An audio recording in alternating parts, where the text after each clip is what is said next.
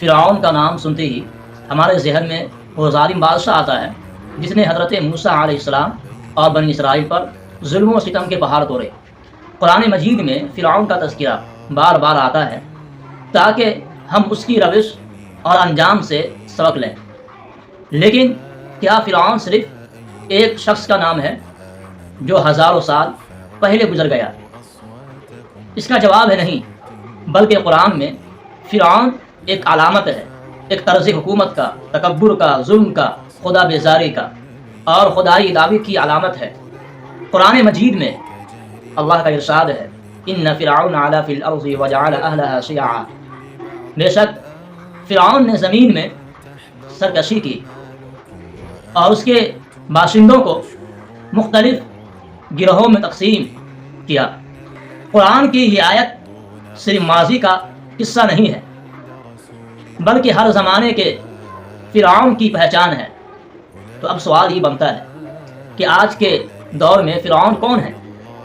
آج کے فرعون وہ حکمران ہے جو اپنی رعایا کو دبانے کے لیے پولیس، فوج اور عدالتوں کو استعمال کرتے ہیں، جو اپنی کرسی کو بچانے کے لیے خون بہاتے ہیں، عوام پر گولیاں چلواتے ہیں، جو جمہوریت کے نام پر امریت قائم کرتے ہیں۔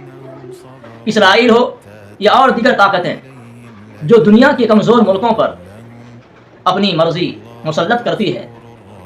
فلسطین، شام، یمن اور غزہ میں جس ظلم کا بازار گرم ہے وہ فرعونیت کی بدترین مثال ہے، جو اسلام، قرآن اور مسلمانوں کو بدنام کرتا ہے، جو فحاشی، بے حیائی اور لادینیت کو عام کرتا ہے، جو باطل کو حق اور حق کو باطل بنا کر پیش کرتا ہے، جو دین کو بیچتے ہیں، قرآن و سنت کا سودا کرتے ہیں، جو فرعون کے ساتھ کھڑے ہو کر ظالم کا ساتھ دیتے ہیں، جو کہتے ہیں ہم سب کچھ کر سکتے ہیں، ہمیں کسی خدا کی ضرورت نہیں، جو انسانیت کے بجائے ٹیکنالوجی کو خدا بنانے پر تلے ہوئے ہیں۔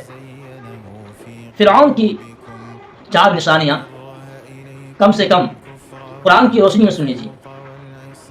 نمبر 1، تکبر کرنا، کہ ہم سپر پاور ہیں، یعنی کوئی روک نہیں سکتا۔ نمبر 2، ظلم کرنا، یعنی کمزوروں کا قتل اور بے گناہوں کو قید کرنا۔ نمبر 3، خدائی دعویٰ کرنا کہ میرے بغیر کوئی ملک نہیں چل سکتا۔ نمبر 4، حق کا انکار کرنا، یعنی قرآن و سنت کی مخالفت کرنا۔ آپ کو معلوم ہے کہ فرعون کا انجام کیا ہوا؟ قرآن مجید میں ہے فَأَخَذَهُ اللَّهُ نَكَالَ الْآخِرَةِ وَالْأُولَىٰ، پس اللہ نے اسے آخرت اور دنیا میں پکڑ لیا۔ فرعون کتنا بھی طاقتور ہو، جب اللہ کی پکڑ آتی ہے تو بچ نہیں سکتا۔ ہمارا رویہ کیا ہونا چاہیے؟ فرعون کے ظلم کے سامنے خاموش نہ رہیں، حق اور انصاف کا ساتھ دیں، چاہے وہ کسی بھی قوم یا مذہب سے ہو۔ اپنی قوم و امت کو بیدار کریں تاکہ وہ غلامی سے نکل کر عزت کی زندگی گزارے۔ آخر میں یہ بات بھی کہہ دوں کہ آج کا فرعون شاید لباس میں بادشاہ نہ ہو، لیکن اس کا نظام وہی ہے، یعنی ظلم، تکبر، خدا کا انکار، حق والوں کا مذاق۔ ہمیں اپنی آنکھیں کھولنی ہوگی کہ فرعون صرف ماضی کی کہانی نہیں ہے بلکہ ہر دور کا چہرہ ہے۔